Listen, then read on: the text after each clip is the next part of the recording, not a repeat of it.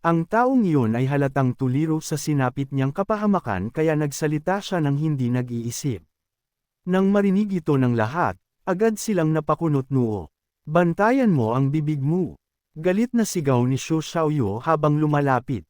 Kanina'y naaawa pa siya rito, ngunit nang makita niyang walang pinipiling sinisisi ang lalaki, pati ang sarili niyang senior brother, agad nawala ang kaunting simpatsya niya. Hinayla siya ni Chen Zhuxiu at marahang umiling. Mahinahon si Chen Zhuxiu. Alam niyang napakalaki ng dagok na tinamo ng lalaki kaya ayaw na niya itong patulan. Ngunit hindi pa rin tumigil ang lalaki. Tinitigan niya si Zimo at galit na mura ang binitiwan, ikaw na babae. Kung hindi mo maibalik ang dantian ko, sisiguraduhin kong pagsisisihan mong mabuhay pa. Hindi rin mabait si Zimo. Ilang araw na siyang kontrolado ng iba, wala sa sarili niyang kamay ang buhay niya. Napilitan pang makisama kay Yang Kai, at pinagtaksilan pa ng sarili niyang mga kasama. Punong-puno na siya ng galit. Nang marinig ang pagbabanta, malamig siyang ngumisi. Ikaw, kahit alam ko pa kung paano ka iligtas, hindi kita tutulungan. Galit lang iyon, ngunit tuwang-tuwa ang lalaki nang marinig ito. Hinayla niya si Bishiuming. Senior brother, narinig mo. May paraan siya. Hulihin mo siya at pilitin mong iligtas ako. Ayokong maging inutil. Nag-alinlangan si Bishiuming, ngunit maya-maya ay tumango. Sige, kung hindi ka niya iligtas, puputulan ko ang cultivation niya at gagawin ko siyang alipin mo habang buhay. Pagkasabi nito, tumayo siya at malamig na tumitig kay Zimo. Sumilay ang malamig na aura sa mukha ni Zimo habang nakikipagtitigan. Ano ba ito? Pumagit na si Chen Zhuxiu. Bishiuming, alam mong nasabi lang iyon sa galit. Isa pa, nakatulong siya sa atin. Kung hindi siya nakipagtulungan kay Brother Yang, hawak pa rin tayo ni na Yao He at Yao Shi. Kahit hindi ka magpasalamat, aatakihin mo pa ba siya? Tinulungan tayo. Panunuyan ni Bishiuming. Kung hindi siya umatake kasama ng mga tiyan lang na iyon, mabibihag ba tayo? Iniligtas tayo. Sarili lang niya ang iniligtas niya. Huwag kang makialam, Chen Zhuxiu. Napakunot noo si Chen Zhuxiu. Totoo ang sinabi ni Bishiuming. Dahil doon, nahirapan siyang pumili ng panig. Tahimik ang iba, pinanood lamang nila ang sitwasyon. Dahil hindi nila moari ang relasyon ni Yang Kai at Zimo. Napatingin si Yang Kai kay Bishiuming at malamig na ngumisi. Gusto mong putulin ang cultivation niya at gawin siyang alipin ng junior brother mo. Natural, hindi siya manunood lang dahil si Zimo ay nasa ilalim ng kontrol niya. Kung hindi niya maibalik ang junior brother ko, iyon ang kapalaran niya. Malamig na sagot ni Bishiuming. Sayang, wala siyang ganoong kapalaran, kalmadong tugon ni Yang Kai. Dahil alipin ko na siya. Nanginginig ang dibdib ni Zimo. Hindi niya iyon kayang tutulan. Nagulat ang lahat. Hindi nila inasahan na hindi iyon pinabulaanan ni Zimo. Ang buhay at kamatayan ng alipin ko ay ako lang ang magpapasya, sabi ni Yang Kai. Wala kang karapatan. Ngumisi si Bishiuming. Mukhang nabighani ka na ng babaeng tiyan lang na ito. Ginagamit ka lang niya. Napakunot noo ang lahat ng babae. Namutla si Zimo sa galit. Umalis ka, papatayin ko siya, mariin niyang sabi. Hindi mo kaya, malamig na sagot ni Yang Kai. Wala akong pakialam, tumigil ka, sigaw ni Yang Kai. Natahimik si Zimo. Agad siyang hinayla ni Leng Shan palayo. Senior brother, huwag mo siyang pabayaan. Sigaw ng junior brother ni Bishiuming. Tumango si Bishiuming at hahakbang na sana. Ngunit hamarang si Yang Kai. Makikipaglaro ako sa iyo. Handa kang kalabanan ako dahil sa babaeng iyon. Malamig na tanong ni Bishiuming. Sinabi ko na, akin siya. Hinding-hindi mo ako matatalo. Hindi mo malalaman kung hindi tayo lalaban. Biglang umatake si Bishiuming. Isang, malakas na palad ang ipinukul niya. Napasinghap ang lahat. Ngunit, tinanggap iyon ni Yang Kai. Boom! Napaatras si Bishiuming ng higit 10 hakbang. Si Yang Kai, nakatayo pa rin, parang bundok. Nabigla ang lahat. Imposible iyon. Separation and Union Realm laban sa True Essence Realm. Ngunit nangyari iyon sa harap nila. Namumutla si Bishuming habang hawak ang kamay niya. Ang origin Shimu, paano naging ganito kadal-isay? Ngumisi si Yang Kai. Bigla siyang sumugod. Sunod-sunod na atake. Hindi makasabay si Bishuming. Cloud Parting Palm. Isang malakas na teknik. Ngunit, sinagupa iyon ni Yang Kai. Pak! Napabagsak si Bishuming. Kasunod, Blazing Sun Triple Burst. Diretsyong tumama sa dibdib. Sumigaw si Bishuming sa sakit. Napadore siya ng dugo. Nagulat ang lahat. Ang laban ay halos tapos na. Dahil nagpasya na si Yang Kai na labanan si Bishuming, wala na siyang balak na tapusin ito ng mapayapa. Kakailigtas lang niya sa buhay ng taong iyon, ngunit imbes na magpasalamat, binalingan pa siya at sinubukang patayin. Ang ganitong uri ng tao, kung pababayaan, ay siguradong magiging kapahamakan sa hinaharap. Dagdag pa rito ang paulit-ulit na pang-aalipusta ni Bishuming kay Yang Kai, na lalo lamang nagpasiklab sa kanyang pagnanais na patayin ito. Hindi rin santo si Yang Kai, kung aapihin siya ng ganito, bakit siya magtitiis? Matapos makaranas ng malaking pagkatalo, hindi na naglakas loob si Bishuming na magmataas. Tinitigan niya si Yang Kai nang may halong takot at galit. Ngunit bago pa siya makakilos, itinaas ni Yang Kai ang kanyang mga palad. Sumabog ang Origin Chi, Beast Soul Technique. Umalangaw-ngaw ang dalawang dagandong. Isang naglalakihang tigre at isang banal na baka na nagliliyab sa apoy ang sumugod. Kasama si Yang Kai, bumuo sila ng tatsulok na pag-atake laban kay Bishuming. Nayanig ang kalooban ni Bishuming. Sa sobrang takot, nagawa lamang niyang depensahan ang isang atake.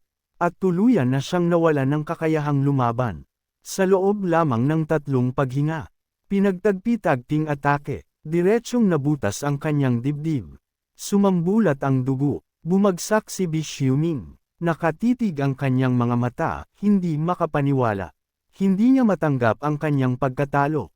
Tahimik ang paligid. Nakatulala ang lahat. Mabilis nagsimula ang laban. Mas mabilis itong natapos. Isang 8th layer ng Separation and Union Realm ang pumatay sa isang 4th layer ng True Essence Realm. At parang wala lang. Pinakanayanig sina Zemo at Leng Shan. Matagal na silang kasama ni Yang Kai, ngunit hindi nila siya kailanman nakita na seryosong lumaban. Noon, akala nila umaasa lamang siya sa kakaibang secret art para kontrolin ang kanilang divine souls. Sa paningin nila, isa lang siyang ordinaryong cultivator. Kaya minsan, hindi nila siya sineseryoso. At may bahid pa ng pagmamaliit sa kanilang puso. Ngunit ngayon, napagtanto nilang mali sila. Napakalakas ni Yang Kai.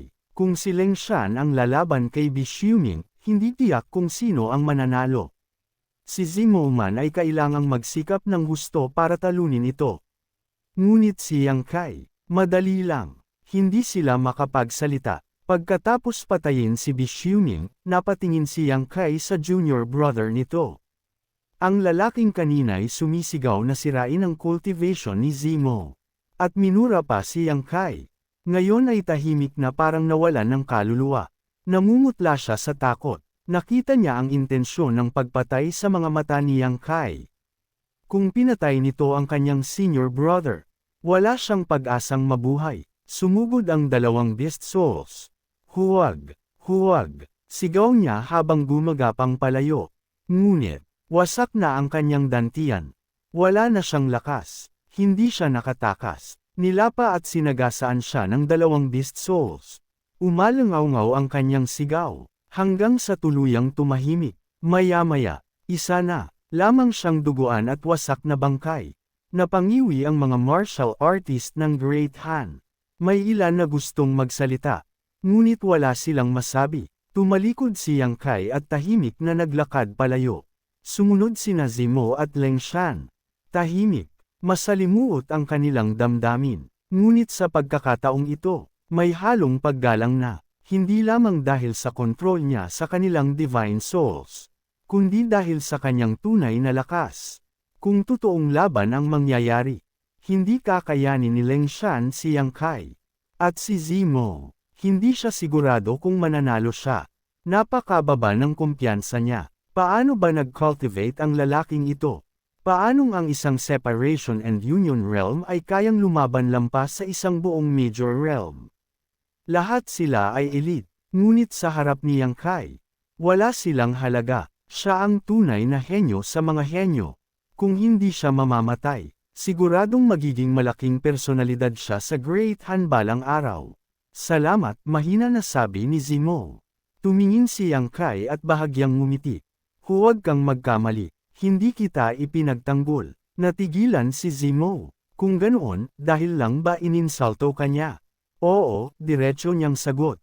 Napangiti ng mapait si Zemo. Mapaghiganti ka. Dapat mong baguhin iyan. Pero, malakas ka talaga. Minamaliit kita noon. Ngumisi si Yang Kai. Namangha ka na ba? Gusto mo bang sumuko sa akin? Biglang nanlamig ang mukha ni Zemo. Darating ang araw, pagbabayaran mo ito. Tandaan mo, sabi ni Yang Kai habang itinataas ang daliri, mapaghiganti akong tao. Hindi matalinong banta iyan. Napatahimik si Zemo. Hindi na siya sumagot. Maya-maya, dumating ang grupo ni Chen Zhuo at Xu Xiaoyu. Tumayo si Yang Kai at hinarap sila. Lumapit si Chen Zhuo at inabot ang blood beads. May 82 lahat. Para sa iyo, Brother Yang. Tinanggap iyon ni Yang Kai nang walang pagtanggi. Alam ng lahat, kung hindi dahil sa kanya, hindi sila mabubuhay. Lumapit si Ran Wu at nagbigay pa ng 4 na mas malalaking blood beads. Galing ito sa 4 na True Essence Realm.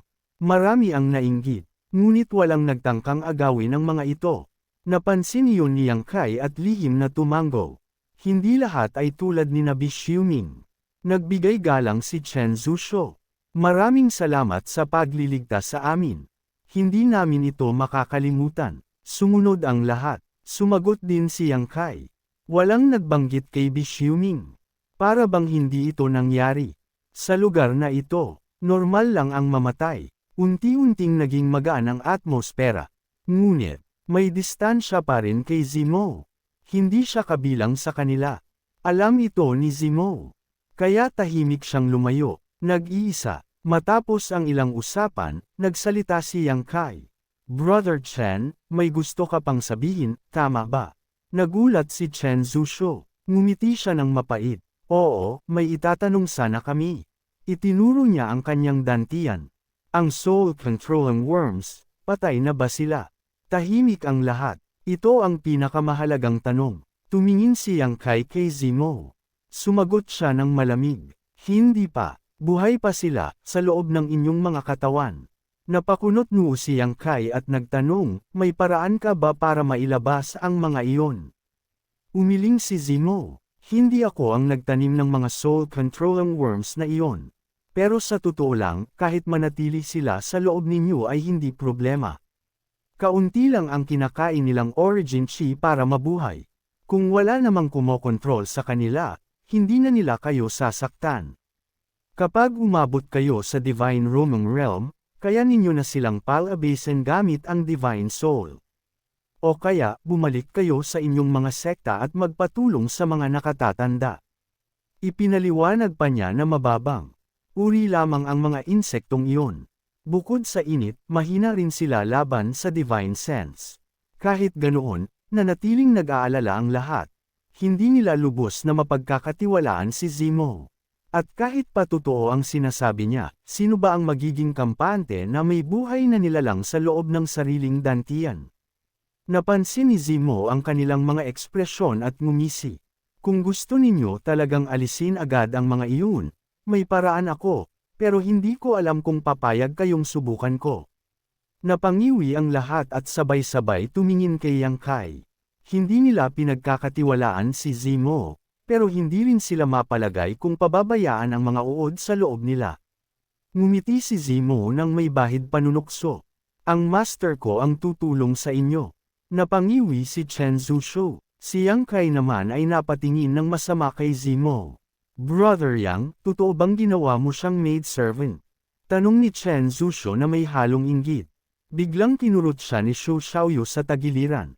Kalokohan ang sinasabi niya. Mariing sagot ni Yang Kai. Mas gugustuhin pa niyang mamatay.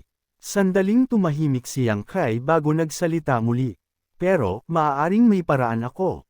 Hindi ko palang nasusubukan sa tao. Ang soul-controlling worms ay takot sa init. At ang true Yang Yuan Shi ni Yang Kai ang kanilang natural na kalaban.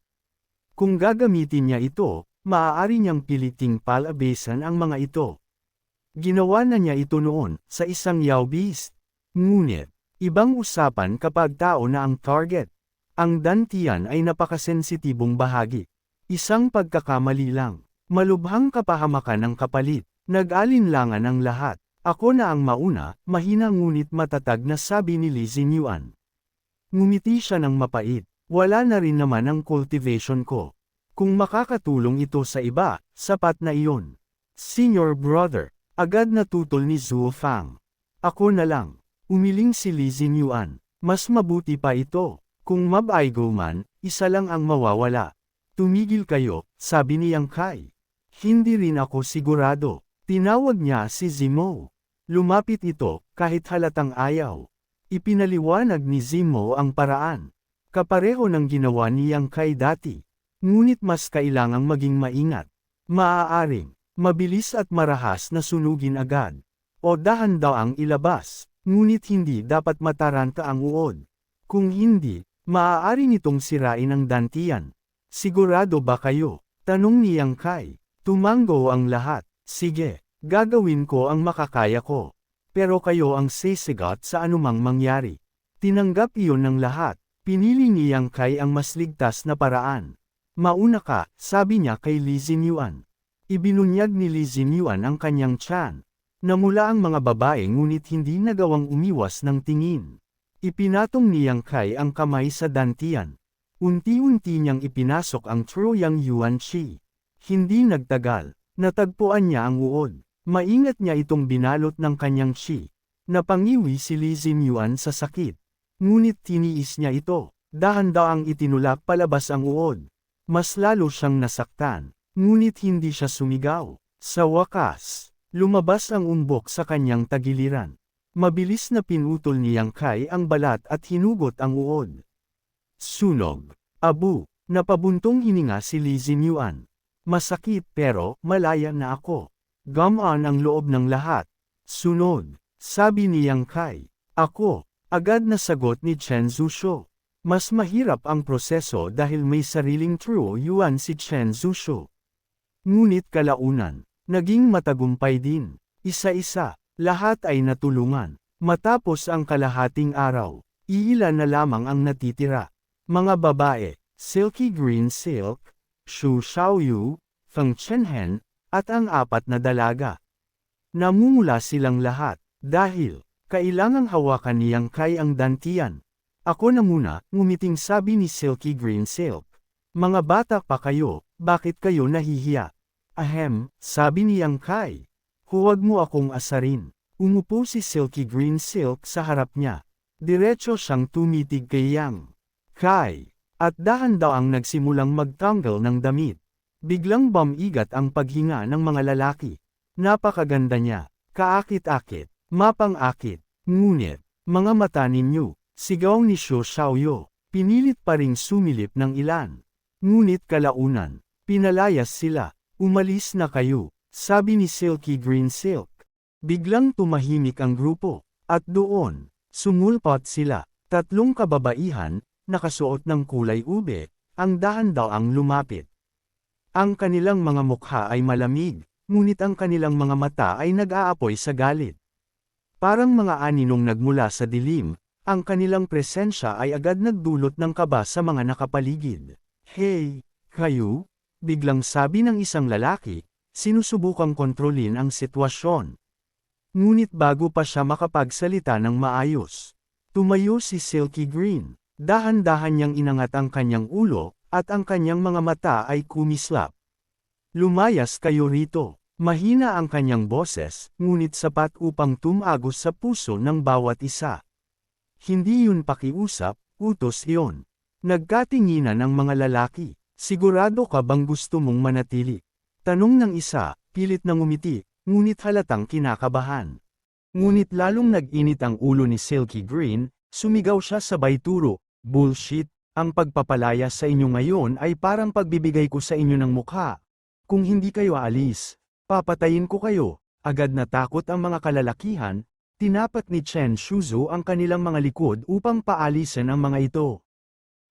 Napilitan ang mga lalaki, puno ng pagsisisi. Matapos masigurong wala nang nakakakita, huminga ng maluwag ang mga babae. Magpatuloy ka, kalmadong sabi ni Yang Kai. Bahagyang namula si Silky Green Silk. Ngunit ipinagpatuloy niya. Nagtanong si Yehan, nahihiya. Kailangan ba talaga? Tumango si Yang Kai. Mas ligtas kung direktang contact. Pwede bang hindi na maghubad? Nahihiyang tanong niya. Sumagot si Yang Kai. Pwede, kung handa kang tanggapin ang posibleng pagkakamali. Totoo yun, mas mahirap kontrolin ang origin chi kung may saplot kaysa sa direktang pagdampi sa balat. Kumurap si Han Xiaoqi at marahang nagsalita, si junior brother Yang ay isang maginoo. Ano pa ang ikinatatakot ninyo? Hindi ako natatakot, ako, nauutol na sagot ni Yehan. Hindi na niya natapos ang sasabihin at agad na sumiksik sa yakap ni Senior Sister Liu Qingro. Ngumisi si Zimo sa gilid, may halong panunukso ang kanyang tawa na lalong nagpailang sa mga babae. Tumahimik kayong lahat, mariing sabi ni Yang Kai habang tinititigan si Zimo, saka iniabot ang kanyang kamay at tinakpan ang makinis na ibabang tiyan ni Silky Green Silk. Pagkadampi pa lang, napanginig si Silky Green Silk. Kinagat niya ang labi at mariing tinitigan si Yang Kai, tila sinusubukang basahin ang laman ng kanyang isipan. Namula rin ang kanyang balat. Walang pag-aatubili si Yang Kai. Habang ginagawa ang proseso, lihim ding gumagala ang kanyang tingin sa katawan ni Silky Green Silk. Bastos ka, bulong ni Silky Green Silk habang namumula. Huwag kang mag-alala, wala rin naman akong masyadong nakikita, nakangising sagot ni Yang Kai. Totoo naman, hindi pa niya lubusang hinuhubad ang kanyang damit. Walang hiya, sabi niya, ngunit may bahid ng ngiti. Hindi pa siya nakaranas ng lalaking ganito kaprangka. Maginoo raw, panunuyang sabi ni Zimo. Namula si Han Xiaoqi, doon niya napagtanto. Ganito pala ang likas na ugali ng lalaki. Kung may kagandahan sa harap, sino ba ang hindi titingin? Mas mabuti ng totoo kaysa pakunwari. Hindi nagtagal, may umbok na lumitaw sa tagiliran ni Silky Green Silk. Mag-ingat ka, sabi niya. Kapag may peklat ako, hindi kita patatawarin. Sa ganitong oras, iyon pa iniisip mo. Napailing si Yang Kai. Mabilis niyang ginawa ang proseso. At sinunog ang uod. Sunod, sabi ni Yang Kai. Nagkatinginan ang mga babae. Sa huli, si Han Xiaoqi ang naglakas loob. Ako na. Bilang nakatatandang kapatid, siya ang nanguna. Umupo siya at mahinahong inayos ang sarili. Pagkatapos ay ipinikit ang mga mata. Mas naging walang pag-aalinlangan si Yang Kai. Isa-isa niyang tinulungan ang 4 na babae ng Myriad Flower Palace. Bawat isa ay may kakaibang ganda. Si Han Xiaoqi elegante, si Yehan inosente at kaakit-akit. Si Liu Qingru mapang-akit. Si Hua Ruoyin kalmado. Dagdag pa sina Silky Green Silk at Feng Chenhen. Talagang kahanga-hanga ang tanawin. Sa huli, si Xu Xiaoyu na ang natira. Nang magsisimula na siyang maghubad, pinigilan siya ni Yang Kai. Hindi mo na kailangan. Hindi ba mas mahirap iyon? Tanong niya. Kaya ko na, sagot ni Yang Kai. Napahinga siya ng maluwag. Ngunit hindi pa doon natapos. Pinunit ni Yang Kai ang isang piraso ng tela at tinakpan ang kanyang mga mata. Bakit ngayon ka lang nagtakip? Reklamo ni Yehan. Sumagot si Yang Kai. May kasintahan siya. Kapag tumingin pa ako, baka patayin ako ni Brother Chen. Tumango si Yehan. Maalalahanin ka pala. Akala mo babastos ako. Biglang nanahimik ang mga babae. Akala nila'y mali ang paghusga nila kay Yang Kai. Ngunit, napaisip si Han Xiaoqi. At kanina, bakit hindi ka nagtakip? Hindi sumagot si Yang Kai. Ngumiti lang ng pilit. Nanginginig sa galit si Han Xiaoqi. Nagkatinginan ang mga babae, at sabay-sabay siyang pinalibutan. Bogbog. Pagkaraan ng kalahating oras, sumama na sila sa iba, masayang nagkukwentuhan. Agad lumapit si Chen Zhuxiu kay Xu Xiaoyu. Ayos ka lang ba? Ipinaliwanag niya ang nangyari. Napaluha si Chen Zhuxiu sa pasasalamat. Pagtingin niya kay Yang Kai, nagulat siya. Brother Yang, anong nangyari sa'yo? Namamaga ang mukha ni Yang Kai. Ngumiti siya ng pilit. Maliit na bagay lang. Deserve mo yan. Natatawang sabi ni Zimo. Hindi yun pinansin ni Yang Kai. Sa halip, inilabas niya ang 2 bote ng healing pills at ibinigay kay Chen Zhuxiu. Para sa inyo. At mag-ingat kayo kay Wu Chengyi. Nagulat ang lahat. Ipinaliwanag ni Yang Kai ang nangyari. Nagalit ang grupo. Ang tuso niya. Sabi ni Chen Zhuxiu. Para sa iisang bote, papatay siya. Dagdag ni Han Shaoqi. Napagtanto nila. Kung nanatili sila kay Wu Chengyi, baka sila ang sumunod na biktima. Kapag nakita ko siya, ako na ang bahala. Sabi ni Silky Green Silk. Ngayon, nagkaisa na ang grupo. Halos walang makakalaban sa kanila. Napansin ni Chen Zhuxiu ang tono ni Yang Kai. Brother Yang, aalis ka. Ngumiti si Yang Kai. Aalis na ako. Nagulat ang lahat. Bakit? Tanong ni Yehan. Umiling si Yang Kai. Napangiti si Silky Green Silk. Dahil ba binugbog ka namin? Hindi, sagot niya. May sarili lang akong dahilan. Napatingin si Zimo. Naunawaan niya. Leng Shan, sabi ni Yang Kai, manatili ka rito. Pagkatapos, seryoso siyang nagsalita. Pinatay ko sina Jin Hao at Yu Chenkon. Kung gusto ng Ghost King Valley ng paghihiganti, pumunta sila sa Lingxiao Pavilion. Hindi na siya pumatay pa. Dahil sa pinagdaanan nila, may kaunting awa na rin siya. Umiling si Leng Shan. Hindi na kailangan. Ngumiti si Yang Kai. Mas mabuti. Tungkol sa marka sa iyo, hindi ko pa matatanggal. Hintayin mo hanggang Divine Romang Realm. Tumango si Leng Shan. Hindi na magtatagal. Hanggang dito na lang, sabi ni Yang Kai habang nagbibigay galang. Magkikita tayo muli. At umalis siya. Parang bulalakaw. Tahimik na sumunod si Zimo. Matagal na tumahimik ang grupo. Pwede naman siyang sumama sa atin, sabi ni Chen Zhuxiu. Ngumiti si Silky Green Silk. Sigurado ka bang hindi mo siya paghihinalaan? Napatahimik si Chen Zhuxiu. Hindi siya kabilang sa kanila. Hindi nila siya kayang pagkatiwalaan ng buo. Kaya, pinili ni Yang Kai na isama siya. Leng Shan, totoo bang alipin niya si Zimo? Tanong ni Chen Zhuxiu. Tumingin si Leng Shan, at tumalikod. Hindi niya alam. Tinamaan pala niya ang sensitibong punto nito.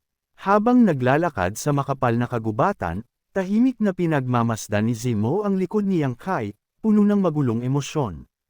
Ilang beses niyang gustong magsalita, ngunit wala siyang masabing salita. Nanatiling mabigat ang katahimikan sa pagitan nila. Patuloy lamang si Yang Kai sa pagtalon-pasulong, paminsan-minsang humihinto upang magmasid at mag-isip bago muling kumilos. Sumusunod lang si Zimo, parang buntot na hindi humihiwalay. Matapos ang isang araw, hindi na niya kinaya ang katahimikan. Huminto siya. Nakalayo na si Yang Kai ng ilang daang zang bago niya napansin. Agad siyang bumalik. Anong ginagawa mo? Kunot noong tanong niya. Ako ang dapat magtanong niyan, sagot ni Zimo, bahagyang mahina ang tono. Hindi mo naman kailangang gawin ito. Gawin ang ano? Ang humiwalay sa kanila, paliwanag ni Zimo. Kung nanatili ka, hindi mo kailangang mag-alala sa kaligtasan mo. Sa lugar na ito, kakaunti na lang ang malalakas, ikaw, ako, sila, ang senior brother ko, at si Wu Chengyi. Kung sama-sama kayo, hindi ninyo kailangang matakot. Tiningnan siya ni Yang Kai mula ulo hanggang paa, at bahagyang ngumiti. Huwag mong sabihing iniisip mong ginawa ko ito para sa'yo. Bahagyang namula si Zimo. Hindi ba, masyado mong iniisip ang sarili mo, malamig na sagot ni Yang Kai. Isa kang martial artist ng Wolf Clan. Dati tayong magkaaway, kahit ngayon, gusto mo pa rin akong patayin. Bakit ako mag-aalala kung mabuhay ka o mamatay? Nagalit si Zimo. Simula nang makontrol mo ako, may ginawa ba akong mali? Alam kong mahalaga sa'yo ang pride mo, pero hindi mo kailangang maging ganito kalupit. Ngumiti si Yang Kai. May relasyon ba tayo para magpakita ako ng awa? Lumapit siya, at hinawakan ang baywang ni Zimo. Agad siyang umatras. Anong ginagawa mo? Sabi mo kulang ako sa damdamin, nakangising sagot ni Yang Kai. Ipinapakita ko lang. Bitawan mo ako. Ngumisi si Yang Kai at binitawan siya. Agad na lumayo si Zemo, puno ng pag-iingat. Pagkatapos, tumango si Yang Kai. Tama ka, may bahagi roon na para sayo. Sandaling lamambot ang mga mata ni Zemo. Ngunit agad ding nawala, dahil alipin kita, dagdag ni Yang Kai. Kapag napahiya ka, napapahiya rin ako. Nanlamig ang mukha ni Zemo. Buwisit ka, bulong niya sa isip. Pero hindi iyon ang pangunahing dahilan, sabi ni Yang Kai. Ano, hahanapin ko si Wu Chenggi. Naging malamig ang kanyang aura. Papatayin ko siya. Hindi nakakalimot si Yang Kai. Si Wu Chenggi ang nagpadala ng tao para patayin siya. Kaya kailangan niyang magbayad. Bukod pa roon, may hawak itong blazing flame liquid. Talagang matapang ka, sabi ni Zemo. Kung nakatakas siya sa senior brother ko, malakas siya. Sigurado ka bang kaya mo siya? Malalaman lang kapag naglaban na, sagot ni Yang Kai. Tumingin siya kay Zemo. At tutulungan mo ako, manigas ka. Galit na sagot ni Zemo. Napatawa si Yang Kai. Huwag kang maging malamig. Kapag mas nakilala mo ako, baka mahulog ka pa sa akin. Walang hiya, napatawa na lang si Zemo. Ngunit sa loob niya, hindi niya maitatanggi. May kakaibang hatek si Yang Kai. May nahanap ka bang bakas ni Wu Chenggi? Tanong niya. Wala pa, sagot ni Yang Kai. Madali para sa kanya ang magtago. Pagkatapos ay ngumiti siya, pero mahahanap ko rin siya. Makakatulong ako, sabi ni Zemo. Tumango si Yang Kai. Iyon naman ang balak ko. Sa mga sumunod na araw, magkasama nilang hinanap si Wu Chenggi at ang mga Yao Beast. Unti-unting dumami ang mga Yao Beast na nakontrol ni Zemo. Pagkalipas ng mahigit 10 araw, may natagpuan silang bakas, isang patay na 5th Order Demonic Beast. At, Sword Shi, si Wu Chenggi ito, sabi ni Yang Kai. Sinundan nila ang bakas. Ngunit muli itong nawala, napakunot noo si Yang Kai. Kung may divine sense lang siya, mas madali sana. Biglang nagbago ang mukha ni Zemo. Narito ang senior brother ko. Scarlet Blood. Tanong ni Yang Kai. Tumango siya. May kasama siyang 6th Order Demonic Beast. Hindi natin siya kayang talunin. Umalis na tayo. Ngunit, huli na, maputlang sabi ni Zemo. Makinig ka, bulong niya. Ako ang haharap. Huwag kang magsalita. Kapag nalaman niya ang relasyon natin, papatayin ka niya. Nagulat si Yang Kai. Ginagawa ko ito para sa sarili ko, dagdag ni Zemo. Kapag namatay ka, madadami ako. Ngumiti si Yang Kai. Sa di kalayuan, isang napakalakas na Yao Beast ang sumulpot mula sa kagubatan. Mukha itong pinaghalong lobo at tigre. Mahigit 3 zang ang haba. At napakalakas ng presensya, isang tunay na 6th Order Demonic Beast. Ang mga Yao Beast ni Zemo. Agad na yumuko sa takot. Sa ibabaw nito, isang lalaking nakasuot ng kulay ube. Matulis ang tingin, malamig ang aura, Scarlet Blood. Lumapit siya, ngunit hindi man lang tinignan si Yang Kai. Huminto ang halimaw ilang zang ang layo. Senior brother, bati ni Zemo. Umungol ang halimaw. Punong-puno ng pagbabanta. Kinabahan si Zemo. Tumingin siya sa kanyang senior brother, at nakita niya, ang malamig nitong titig sa kanya. Hanggang dito na lang muna mga idol, hanggang sa muli at magandang araw. Please like, share, and subscribe, para inyong mapanood ang susunod na kabanata. Maraming salamat mga idol ko.